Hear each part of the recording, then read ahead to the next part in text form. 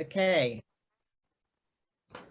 Welcome to the Spatula and the Screen. This is a special initiative of the Older Women's Network with Get Online, which is also an initiative, what a hard thing to say, to get older people online, to encourage more older people to get online. I don't know how many of you noticed this, but I certainly noticed that there was quite a strong digital divide during lockdown, and that a lot of older people who were not contactable by email and weren't using Zoom were really feeling isolated.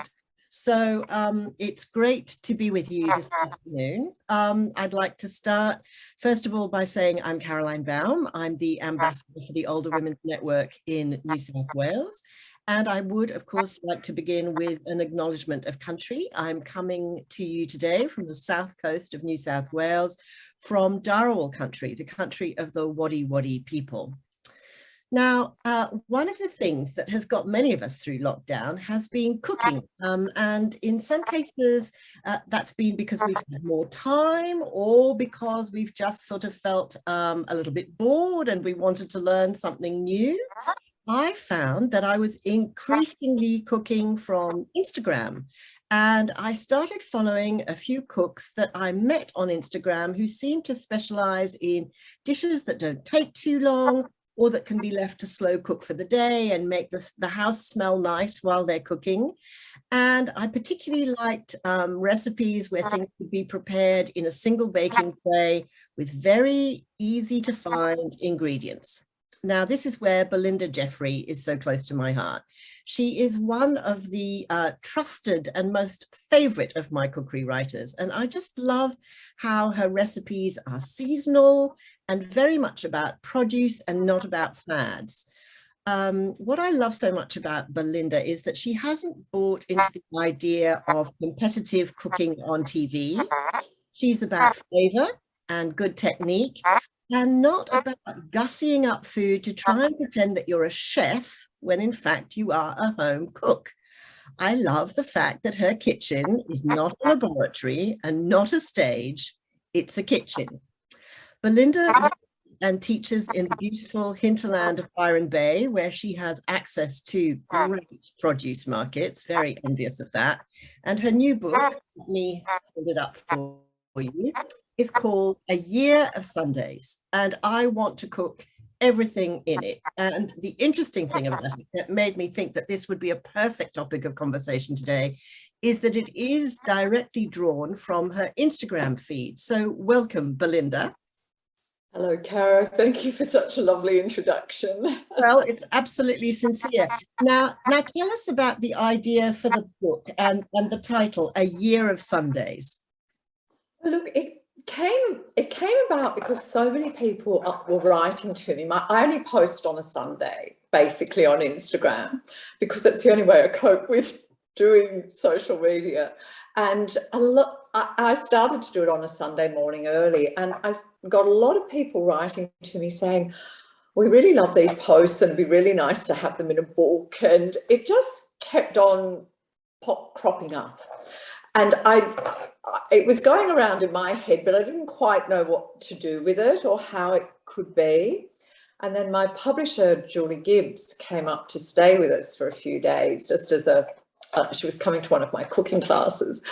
And this happened to be mentioned over breakfast at the table I'm sitting at now, actually.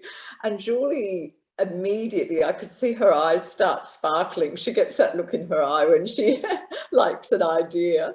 And she just said, I just think there's a really wonderful idea here. And I have a lot of recipes from my cooking school, which I've not published before.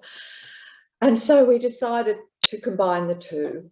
And basically that's how it started to come about. She took it to Simon & Schuster and they loved the idea of it.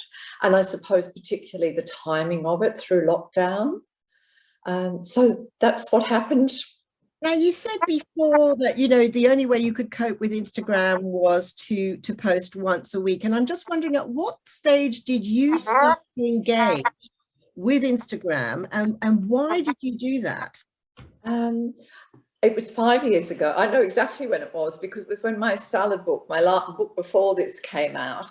And for the first time ever, it wasn't my choice. Publishers said we had to do some sort of social media. That was part of a contract, that you had to be on social media. And I wasn't on any social media. And Julie said to me, look, I think out of them all, Instagram might be your thing. And so she came up and showed me the basics of Instagram, and it really started from there. I was trying to find my feet with it for quite a long while, and I knew I couldn't post it regularly or every day. And it probably took me a few years to just suddenly go, okay, the only way I can manage this is to do it one day a week. When I love looking at other people's things, but to actually answer people and do that, it was too much to try and do it more than that one day a week. And I'm an early riser, so I thought, okay, you know, early morning on a Sunday sounds like a good idea. And Belinda, do you follow a lot of other cooks on Instagram? Not a lot. I follow a fairly, I probably look, when I'm a bit horrified when I look and I see I follow 300 odd people, but then I see people follow thousands. I do follow some cooks that I really admire for their technique, or cooks I know, but I'm just as likely to follow somebody, one of my favourite, I never wear hats, but I have a favourite young milliner. And so I met Sylvie on Instagram, actually, the milliner, and I've since become her Insta mum, and we've met. And it's been a lovely relationship. So no, a fairly eclectic mix, but yes, it tends to be food based. Right. Okay. You've got 34,000 followers on Instagram. That is huge. So what does that mean to you? Do you have a feeling of obligation towards them? Look, I suppose it's just a small extent. There's that feeling of obligation. I'm so grateful that people are interested. I love writing. And so it's been really lovely that people are interested in these funny little posts. I write about all sorts of things, not just cooking, but mainly cooking. And I just think it's lovely that people want to engage with that. And it's a very nice, I feel like it's this little community on Instagram that's got its own very nice feel to it. And some people have followed me for the whole time I've been on Instagram, so you actually get to know people through that. And it's been a really lovely experience, actually, for me. It's interesting that you say that, because I do think that of all the social media, it's the kindest. Definitely, definitely. I think that people, I certainly haven't experienced any of the awful stuff that I read about. I've only had people that want to be there and enjoy cooking or food or whatever. So, and I see that in other parts of Instagram too. So I feel very fortunate. You know, I said in the introduction that one of the things about lockdown is that I fell in love with cooking in a baking tray, you know, that sort of one dish kind of way of cooking, which has become very trendy. Do you think that Instagram is influencing the way we cook and how we cook?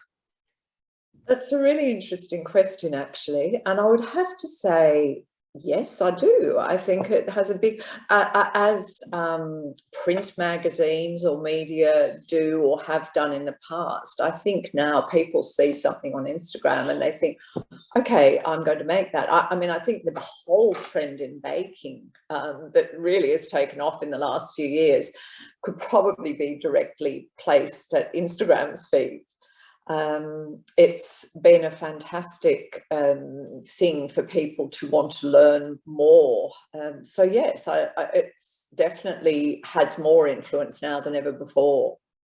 But it's interesting, because I think what Instagram wants is things that are quite short and simple. It doesn't want a very long recipe with lots of steps, does it? No, I don't. actually put my recipes, or rarely do I put them actually on my Instagram, because I'm a bit of a wordy writer. I like to explain things.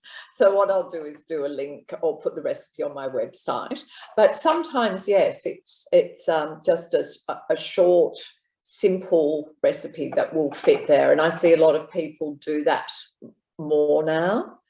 And do it there's some really terrific people out there doing wonderful food. What I do notice more recently is there's Instagram is leading on now to more newsletters, people who have a following, but they want to know, Instagram limits obviously the amount of words you can do, and so I've noticed a lot of good writers are now having this link out of Instagram and into a more in-depth thing in their newsletters, which I think is a great start. Yes. I'm just going to apologize to everybody because there is a sound issue where I'm getting feedback when I speak. Fortunately, much more importantly, when Belinda speaks, apparently it's clear. I've checked my microphone, I've checked my internet connection, and there is nothing that I can identify about this problem. So the key here is I'm going to talk as little as possible. But having said that, I just want to ask you, Belinda, when you started out, who were the cooks who inspired you or who were mentors to you? Right back when I started out, I started out in my teens, or younger than that, actually. Okay, Margaret Fulton. My mum had the first Margaret Fulton cookbook. I remember that. I've still got that particular cookbook. And I was 7, and I decided I wanted to teach myself to cook. And so I used to, every weekend, I'd cook something out of the book. So I remember reading it, and then I'd fry eggs for breakfast, or I became the family cake maker. And so I remember making, I think it's called a lazy daisy cake or something. That was one of my first sort of birthday cakes.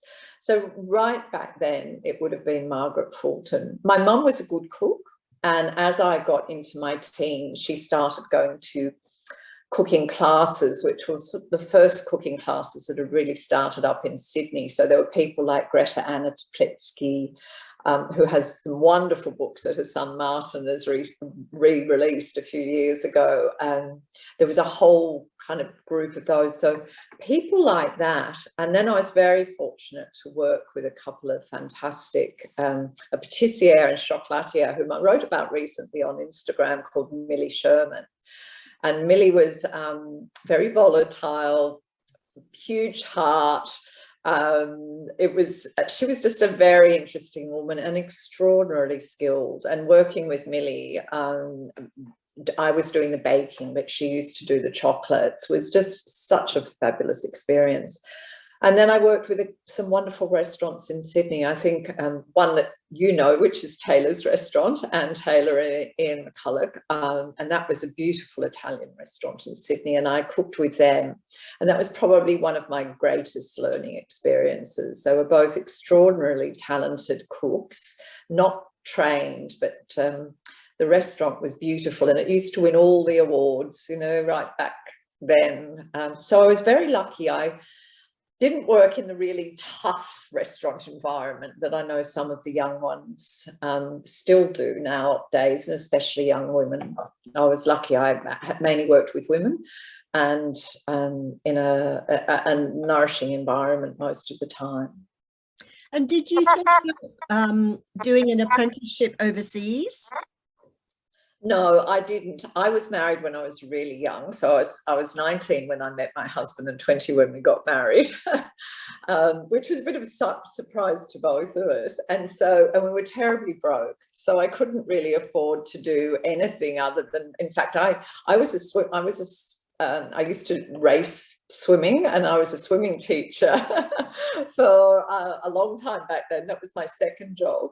And so we didn't travel till 1976 together, and that's our first trip to Europe.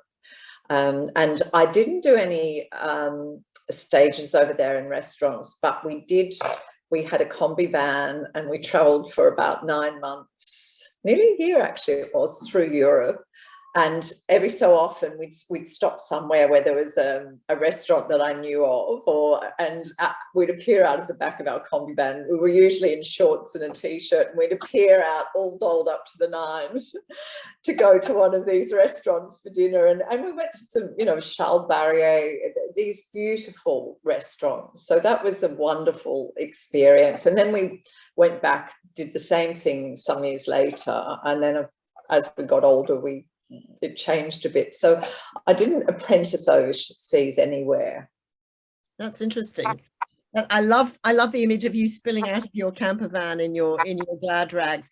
Now, one of the things that people are very curious about, this question comes up a lot whenever I talk about cookery writing and cookery writers, is how do you make a recipe yours? How do you make it so that it is original and belongs to you in a sense of authorship? Or is that not really something of real concern anymore? I think it's had to not be something of concern, actually, the way things have changed. I don't know that there's that many new recipes in the world. I think some of the experimental things that more avant-garde chefs are doing now, you know, like Peter Gilmore at Key and Noma, people like Rene Redzepi, they're really that experimental on the edge stuff, and that is probably quite new. For the rest of it, I think we all work around the edges of recipes that aren't necessarily ours. As far as copyright goes, which is a very interesting thing, the copyright actually in a recipe doesn't lie in the ingredients, can be exactly the same. It's in the way you write a recipe, which is really interesting. So that's where the difference lies in copyright. I mean, I think we all do a salad caprese with the tomatoes and the mozzarella and olive oil and, you know, basil and things. So there's nobody really owns that recipe, but you could write the recipe in your voice, which is what, you know, a lot of writers do, and that then becomes your recipe. Okay, that's really interesting. And one of the things that I think is really critical with the cookbooks that you keep close to you is trust. And for me, trust comes from the security of knowing that the recipes have been tested over and over again and they will not fail. So how many times would you test a recipe? Look, sometimes they're done hundreds of times because there might be something I teach. If it's a new recipe, something I'm coming up with, I would probably have made it 4 or 5 times before it would be published. And that sort of starts off with my notes, all my scrawled notes, and then gradually tweaking that recipe. And I'd have to say, even now, some of my older recipes, you go back to them and you're still tweaking and adjusting them. Our tastes change. And so you sort of find that you go, okay, I think I can do something a little bit different with this, or this would taste better with this. So it's always a matter of refining them. But I make all my recipes myself. I do all the food for the photography myself. So it goes through that whole process before they're published. So when you say tastes change, is our sweet tooth less sweet? I mean, would you reduce sugar now, for example, or what would you change? What would you change from, say, 20 years ago? Yeah, I think there's definitely less sugar. And I look in my book, Mix and Bake, and that was 11 years ago. And there's probably some of those recipes now, when I make them, I will reduce the sugar, or I'd use a sugar like Rapadura instead. Just to reduce that sweetness a bit. I think there's more of an awareness about wanting to do that. I think there's the whole thing with having gluten-free recipes, which has become a much stronger issue, and especially around baking, which means that recipes are changed and altered. And also maybe a hint of healthiness. Now, there's 2 sides to that. Everybody, there's sort of the side of people that just love something sweet. And I know there's a cookbook just been released in the UK, and it's all about celebrating sweetness. It's all desserts and cakes and everything. it's finding that balance, I think, within that now.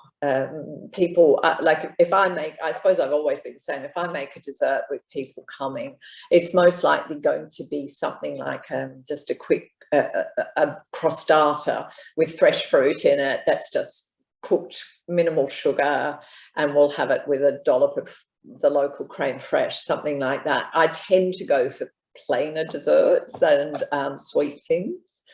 So I think there is that trend towards that. But then you get the highly elaborate cakes, so I don't know where they fit in. What about the other trend towards veganism? Do you think that's significant? Where I live, it is, because I'm in a fairly alternative area up here where sort of, we're in Mullumbimby, which is near Byron Bay. I do worry about a vegan diet unless people know what they're doing. It does concern me at times. I think there needs to be a lot of knowledge if you're going to take a lot of, you know, dairy, meat, fish, eggs, all the things that come out. Nothing wrong with it, but, and there's a couple of wonderful people that cook on Instagram that do some terrific vegan food, but overall, as a diet that you eat every day, you do need to be careful, and you need to be particularly careful about things like vitamin B12. But there's definitely a trend, that whole more vegetable-based trend has been happening for the last, you know, 5 or 6 years, getting stronger and stronger, same in restaurants. And that comes from numerous things. I think it comes from that wish to eat more healthier, fresher produce, but it also comes from more of a knowledge around what it costs to have that piece of meat or have that fish, and people are a bit more careful about the choices they make. So does that mean, for example, Belinda, have you reduced your intake of meat?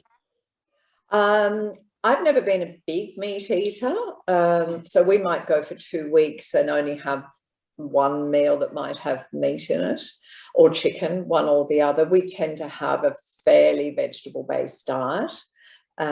So for me, it hasn't really changed a lot, but I do notice the trend overall is going that way. And it might be you do a stir fry or something, or with a little bit of meat, or you do it with tofu.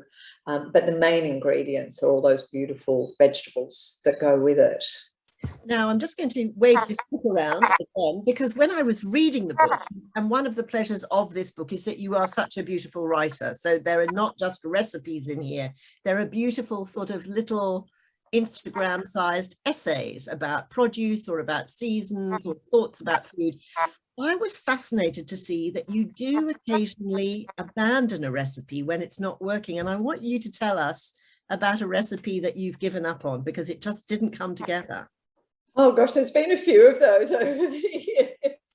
Sometimes they're just not what you want. So there was one recipe that I actually did for the book, which was, and we photographed it for the book, but it never made it into the book. And that was for, and it sounds funny, it was for a very slow cooked leg of lamb with a really beautiful spice coating. And it was slow cooked until it was very dark on the outside. And it looked spectacular. It was almost black. It was blackened lamb, and it had lots of pomegranate seeds and everything. But I could never get it so it wasn't tough. So the flavor was lovely, but it never sort of got that beautiful melting, fall off the bone consistency that I wanted. And it worried me. And I'd written the recipe, we photographed it for the book, and I actually spoke to Julie and said, I'm going to pull that recipe out of the book because maybe one day I'll get that just right. But for me, it wasn't good enough. And I thought people are going to eat this and think exactly what I'm thinking, that it tastes really nice, but it's tough and chewy. And yeah, and I don't know why. I still haven't figured out quite why, because I can slow cook it in other ways and it worked, but this just did not work. So yes, I do abandon recipes occasionally, or they come back in time. Well, it's comforting to know that this happens to you. Now, when people come to your cooking classes, because you also run a cooking school up there, what are they most eager to learn and what are they most afraid of? Look, it depends on the class. I probably, what they're most afraid of in terms of actually a technique is making pastry. So that tends to be the thing people go, oh no, I can't make pastry.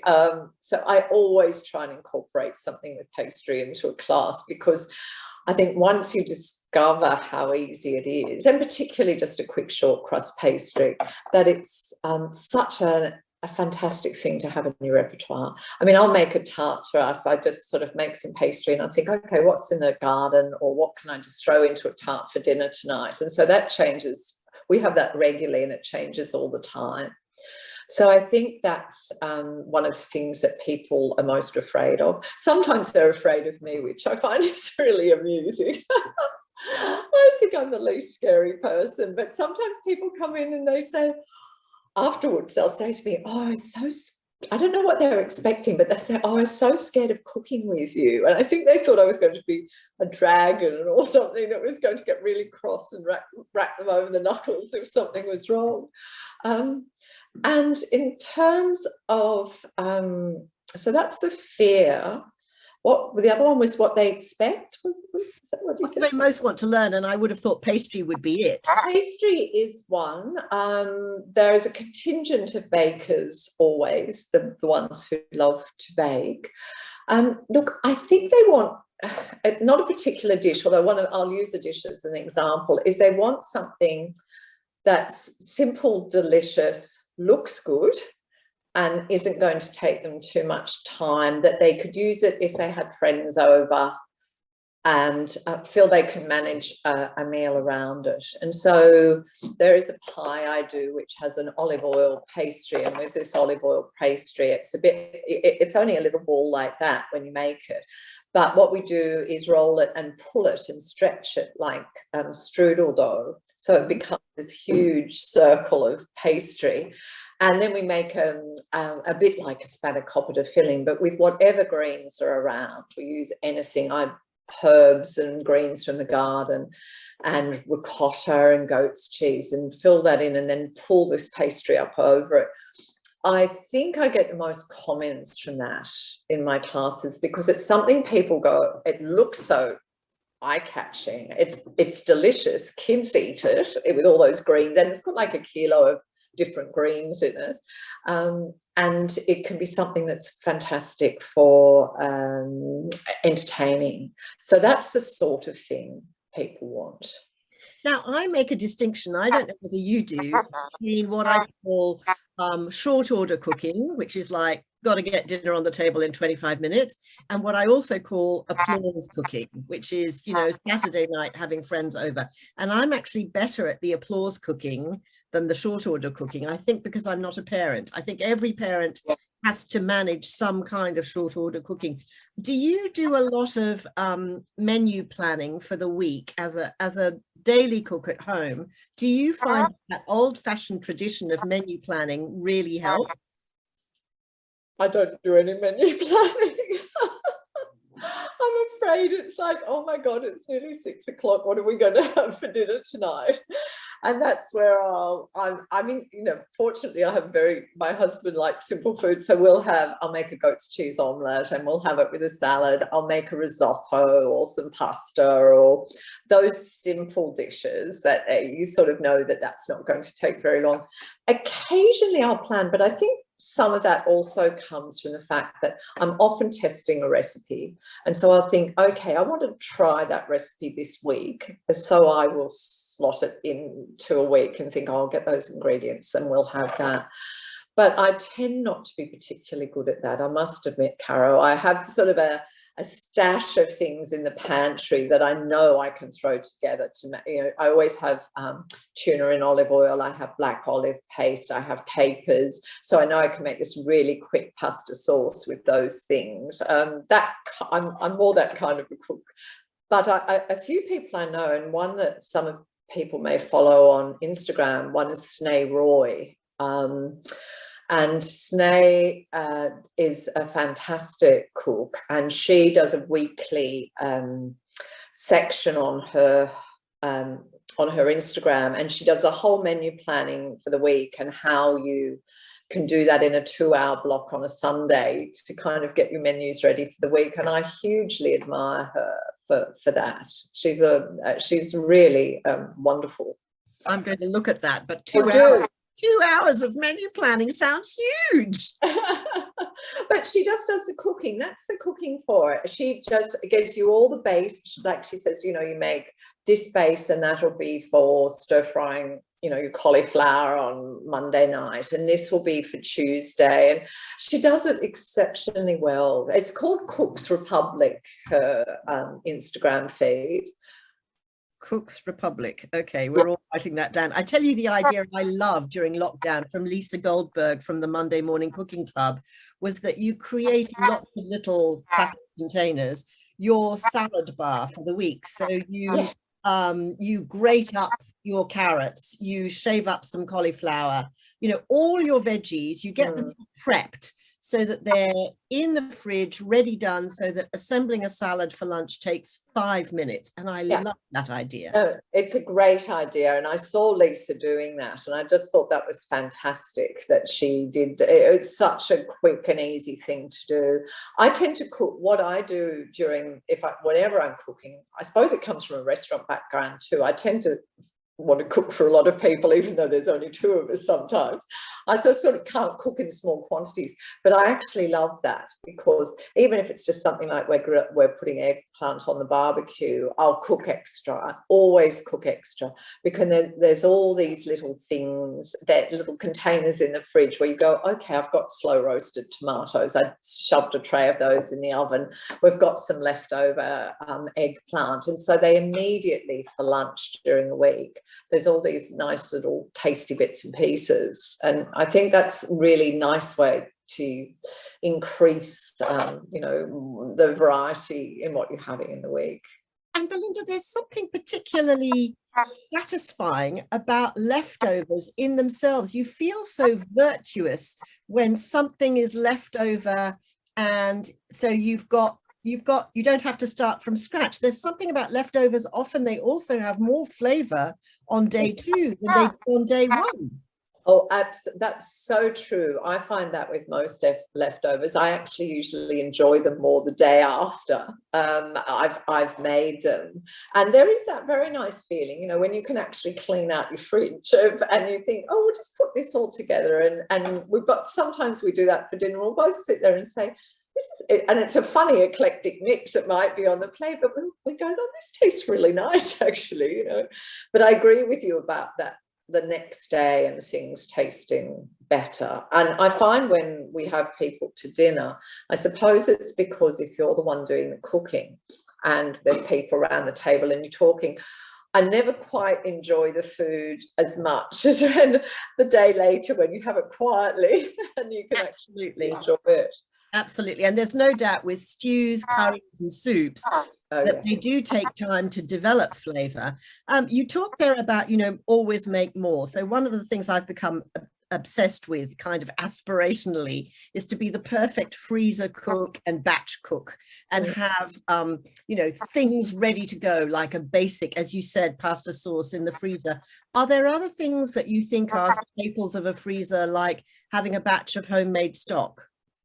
Okay, I always have homemade stock in my freezer because we do like risotto a lot. And I find risotto is just such a quick meal, less than 30 minutes. And you know, if you've got the stock there, so if I'm having a day when I'm doing quite a bit of cooking, I'll just make some stock as part of that day.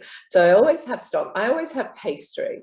If I'm making a bit of short crust pastry, I'll make 2 batches. So there's one in the freezer. So I just have to lift it out overnight and defrost in the fridge, because that gives me a quick, I don't make it sweet or savory. I just have a, you know, basic one. And I find that comes in really handy. I have some funny things in my freezer. I make a crumble mixture. And actually, the recipe is in the book. It's roasted pineapple, and it has a hazelnut crumble that grows onto it. It's a cardamom yogurt and hazelnut crumble. And that hazelnut crumble, which is chopped up hazelnuts, flour, butter, salt, not a lot, oh, a bit of brown sugar, is so delicious, but it freezes really, really, really well. And so I always keep a tub of that in my freezer. So if we have people come unexpectedly for a bite to eat or whatever, that topping, that gorgeous crumbly topping, is divine on just some strawberries with a bit of liqueur splashed over them and a dollop of cream on top. And then you put this crumble and everybody goes, oh, this is fantastic, So I always keep that in my freezer. I always have praline in my freezer, frozen, because praline freezes. So if I want to decorate a cake in a hurry, you can't keep praline in your fridge because it's moist, cold, but because it's dry cold in the freezer, it keeps really well. So I just layer up shards of whatever praline it may be with nuts, or sometimes if I get fancy, I put crushed coffee beans or things. And I always like to have that there. So that's a quick topping. And then, look, I tend to, as I said, I'll freeze. If I'm making a soup, I'll try and make a fairly big quantity. So I've got bits like that. I don't have an enormous freezer, so I have to be a bit careful about what goes in there. Do you subscribe to the view that it's okay to freeze cooked rice?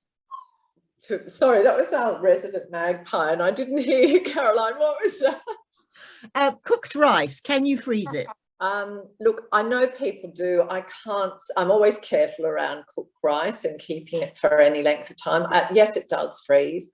Personally, I just think it's so quick to cook rice itself. I remember having a funny conversation with my brother one day when he told me that he could make rice really quickly in the microwave, and it only took, I think he said, 10 minutes. And I said, well, I can do it on the cooktop in 12 minutes. So really, I can't see the point of doing that. And you're having to stop the microwave and stir it, and I'm doing nothing. I'm just walking away. Are you someone who, do you find yourself getting caught up in the fashions around food? At the moment, the thing is very much fermented foods. It started with pickling, and now it's very much around kimchi. Are you influenced, do you think, by the fads that come and go? Look, I think I'm always interested to see. I'm not hugely knowledgeable around all of those fermented foods. I know a couple of cooks who are, and they're truly wonderful and extraordinarily experienced. And I bow to them every time. Holly Davis would be one. Holly's fantastic. She's did a fabulous book. It's not something I've really gotten into myself.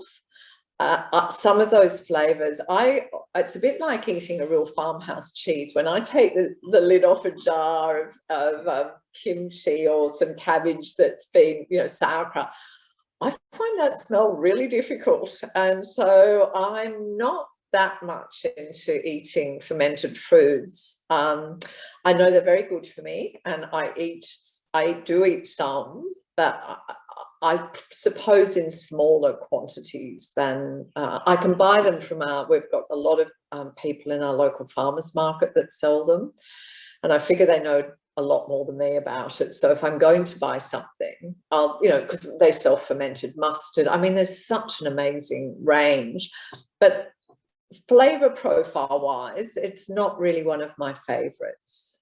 Okay, so you're not quite the umami girl. You're more of a sweet tooth. Yeah, well, yes, I can be. I do love that umami flavor, but I think when I think of that, I think I go down more of a path of things like the juices from a pan of meat. When you've really cooked that meat, you get those incredibly rich, sticky juices at the bottom, or truffles, or that kind of thing. That's when I love it. I love miso. So there's one thing. I love miso, and I do use miso in my cooking, that very rich flavor. What do you like, Belinda, with foraging? Because I think, it's easy to imagine you up there in the Northern Rivers with this incredible sort of abundance and lushness. Have you picked food from the side of the road ever? I tend to pick flowers more than food, I must say. Look, we're lucky enough that we have a garden with quite a lot of stuff. growing in it. So we do, and we also have friends with farms. So I'm just more likely to go to one of their farms, and they'll say, come over and we'll walk around and we'll pick. But there's a few things that I do get. One is elderflowers. There's a few elderflower trees around here. And so when I see the elderflowers, I'll always get them. And then the berries later on. We have a mulberry tree which hasn't done very well, so I can be accused of picking mulberries over somebody's fence when it hangs over the side. Some of the, not so much around the seaside. I mean, there are edible seaweeds up here, but you're not meant to get them. So I haven't really gone down that path. I have a friend who's very good with mushrooms, and so sometimes in the autumn, or even if we get our really wet summers that we can get here with the humidity, we'll get a real crop of, the mushrooms will spring up. I'm not experienced enough to choose, but I do go with someone else that knows, and that's fantastic. Yeah, you do have to literally know your mushrooms. Yeah. Mess around with that. Now we've got a few moments left, and I'm going to encourage everyone who's watching. You've got a unique opportunity now, with a few weeks before Christmas, to ask Belinda any questions about technique or about recipes. So post those questions into your Q&A, and we'll come to them in a few moments. Belinda, I do find that I'm guilty of this, and I think I've inherited this tendency genetically. You can get a bit fixated on gadgets. Certainly a few years ago, as a result of MasterChef, I think the Thermomix became, quite a sort of kitchen status symbol in a way. A very expensive machine, very versatile, seemed to me quite popular with people who either had children and had to cook in a hurry, or people who were not necessarily cooks who like to stand at a stove. You and I probably like to stand over our risotto. Do you find yourself susceptible to gadgets? And what is your most useful kitchen tool? Okay. I'm not particularly susceptible to gadgets. I love my microplane, and I replace my microplane regularly because I just think they're fantastic. I have a rule. How often do you need to replace them? Look, I just find I'll notice when I'm, say, grating parmesan or something, that it just feels as though it's not as sharp. You can just tell that the teeth aren't as sharp. Mine gets a lot of use, so I suppose I replace it each year. I would get one, and I might get a wider one as well. I have a muli, which the Italian, passatutto, and I love my muli, and I use that a lot. So I suppose that's a gadget. Other than that, I have a little coffee grinder, electric one, which I use for spices when I'm doing a lot of spices. I find that's useful, but I'm not really a gadget girl. I have a friend who is, and it fascinates me what she'll say to me. Oh, look at this. So she's got drawers full of gadgets, and I tend to like to use a knife if I'm chopping. I mean, I don't use a garlic press, which is probably silly, but I find it's just as easy to squash a clove of garlic and mix it with a bit of salt, and it's crushed. And something you get them because they look clever, like, a space-saving silicone muffin tin. And then you find that actually you don't like them. No, I don't. I must say, silicone cookware, I've tried it. It just doesn't do it for me. You just never get that lovely golden, you don't want a thick crust, but you don't get that finish. It always feels like it's steamed somehow when I tried the silicone cookware. So it's not one of my favorites. I actually like just the plain.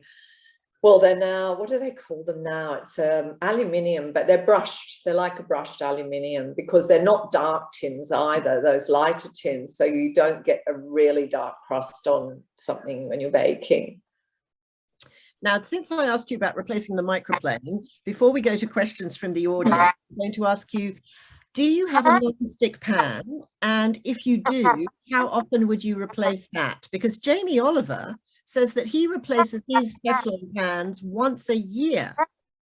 Yes, look, it depends how much use they get. I do have some non-stick pans, and I definitely, as soon as they start to get really, quite scratched on the bottom, I would replace them, because you've then gone into the actual layer below, and so it'll start to stick more, and it's probably not really good for you.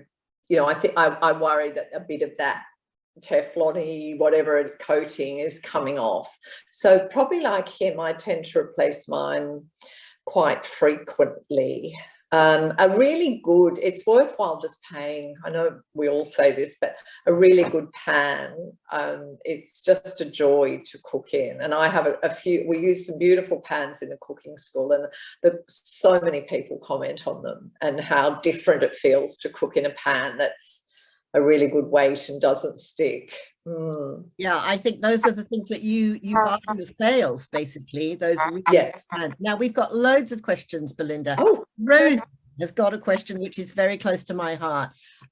Gelatin is what she's most afraid of using. A lot of people are commenting that they're afraid of pastry. What's your tip around gelatin? And would you go powdered? Would you go sheet?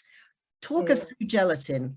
It's a bit, gelatin is an interesting thing. So because I worked in European type places, I was used the sheet gelatin. We didn't use the powdered gelatin. And I have since used both. I think the sheet gelatin is really good, but it's a bit confusing because you get platinum, gold, and I think there's even silver. And it's knowing the strength, and you really have to go with what's on the packet, because they're all different, to work out the quantity you need so that something doesn't end overset. What you get is a kind of a clearer flavor, and usually a sort of softer set with the leaf gelatin.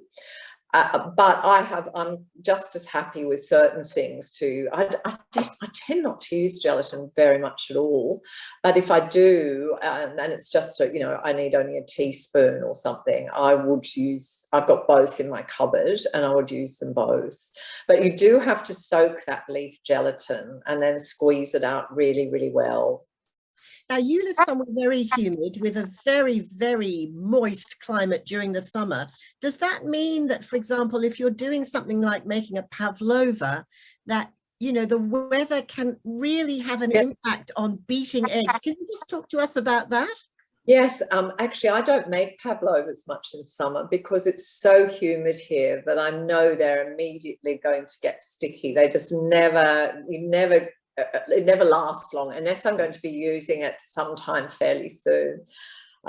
So it's not something I tend to do a lot.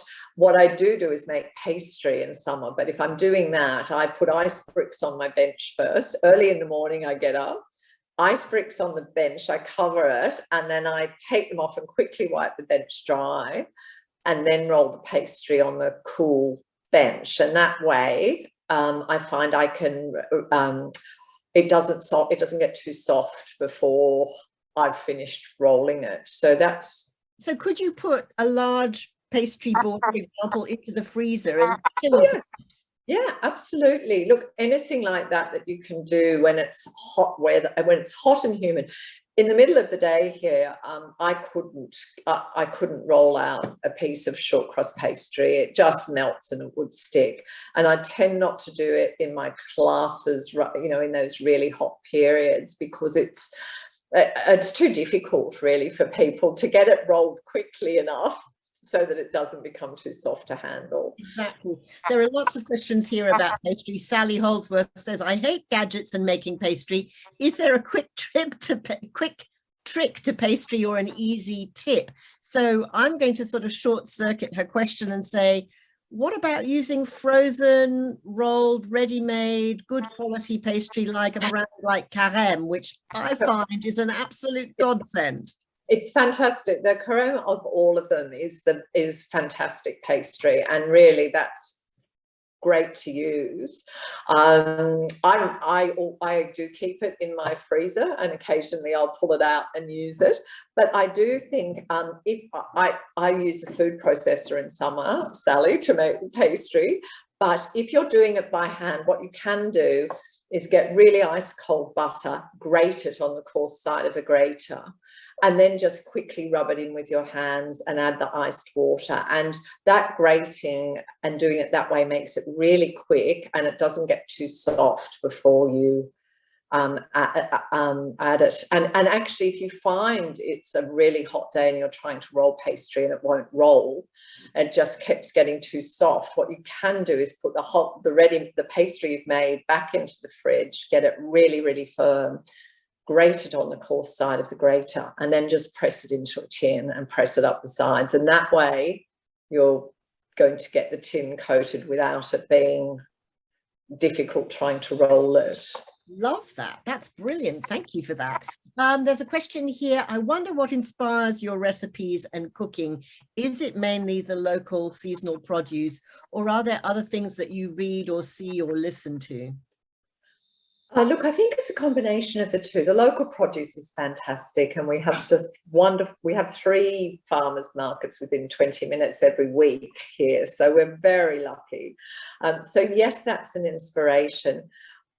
But also it comes from other people. There's actually a wonderful chef at the farmers market who used to work at the River Cafe in London and now cooks breakfast. He's Sicilian, and Roberto is one of the best cooks I know, and all the really good restaurateurs up here go to his stall to get breakfast. And someone like Rob inspires me all the time. I look at his breakfast menu, I taste this wonderful rustic food, and I'm thinking, how can I do this? So a lot of other people, I have friends who are great cooks, home cooks, and they just do, I love seeing what they cook. And I find often that will be the inspiration behind something for me. And then, yes, there are certain, I love Nigel Slater's writing.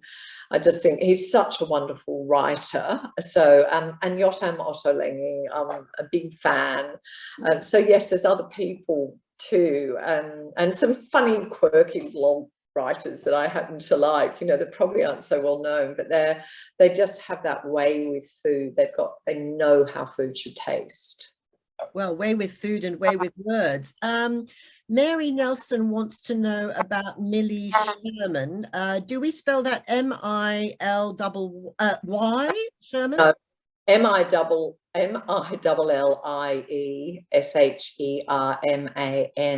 But Millie died a few years ago, yes, in her 90s, and she was, but there might be something that Mary can find on the internet if she looks up Otello, O-T-E-L-L-O. That was the name of her shop and the chocolates that she used to make. Talking of chocolate, is there a trick to melting chocolate?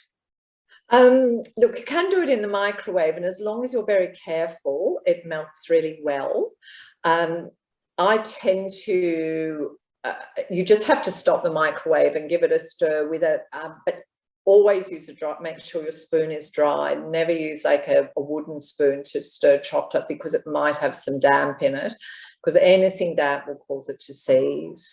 I tend to do it over a pan of simmering, or not even simmering water. I get it to simmering, then I turn the pan off and just let the chocolate melt. When you lift it off, make sure that you lift it, tilt the chocolate bowl towards you so the steam goes away, so it doesn't get into the pan. And never let it completely melt. Make sure there's a few little bits of chocolate left in it, and that way you won't overheat the chocolate so it starts to separate. This is gold. Now there's a question here from a friend of mine in Sarawak. I think she wins the prize for coming from furthest away. This is my friend Annie Mera, who is a great cook, Annie Mera Cannon, who says, how long before Christmas do you make rich fruit cake? And then how often do you paint the cake with brandy / rum / whiskey?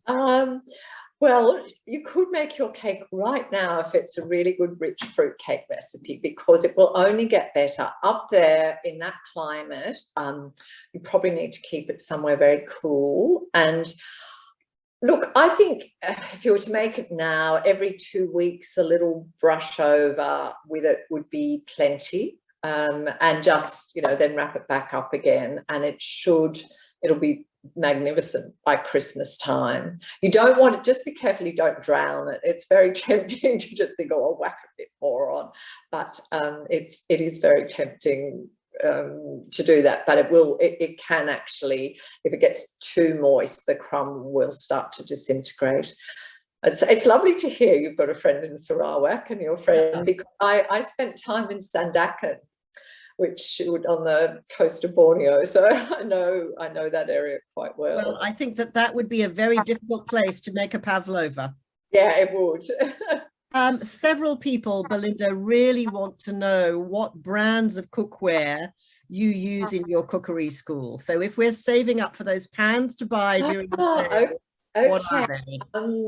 I don't use super expensive, although I do have some beautiful copper lined pans.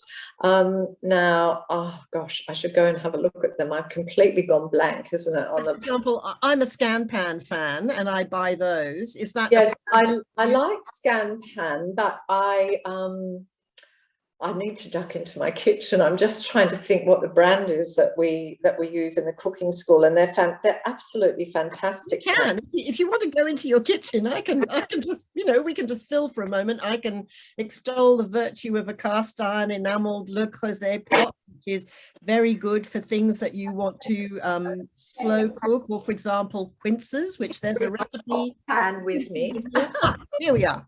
This is Stanley Rogers, and so we use all the Stanley Rogers cookware. And this one is, what I love is it's copper outside, but it's the stainless steel inside. And so I use this for things like making toffees or caramels, and it cooks really evenly. So I use a range of Stanley Rogers, but I use their professional ware. And it's really top quality, really good pans. They cook really evenly. And probably my favorite in all of those pans is actually a really big pan that I make risotto in. Because I like to use a big pan for risotto. You get more evaporation and it cooks more quickly.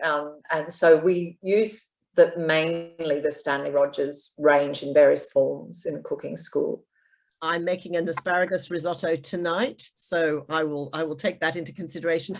Induction, are you a fan?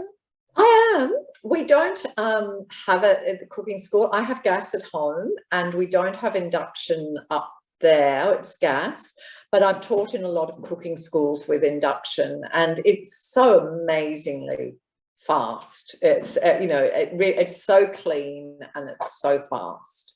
I think faster than gas by a long shot, and it's always fascinated me when I've cooked on induction. The only thing is, of course, then you need to have the right pans that can go on an induction cooktop. So it won't take, if you've got older pans, that change a bit difficult, but they are very good. But we are now discovering the health risks of gas, and that apparently if you're asthmatic, which I am, for example, gas is something that you really want to discourage. So induction is also healthier and environmentally safer. Now, we've got no more time left. We've had the most fantastic masterclass from you. I am so remembering that chilled or cold grated butter. That is a revelation. This book for Christmas or for yourself or for a friend or whatever, this is the book. You can pre-order it now from Booktopia, and it comes out, I think, next week on the 1st of November. And it is a source of great joy and wisdom and pleasure. Belinda, thank you so much for your time this afternoon, for getting online with us and the Older Women's Network. Many, many thanks from everybody who participated, and happy cooking, happy stirring with your spatula. It's been lovely. Thank you so much, Cara. I've really enjoyed it. Thank you, everybody, for watching, and happy cooking at home. Don't be scared of pastry.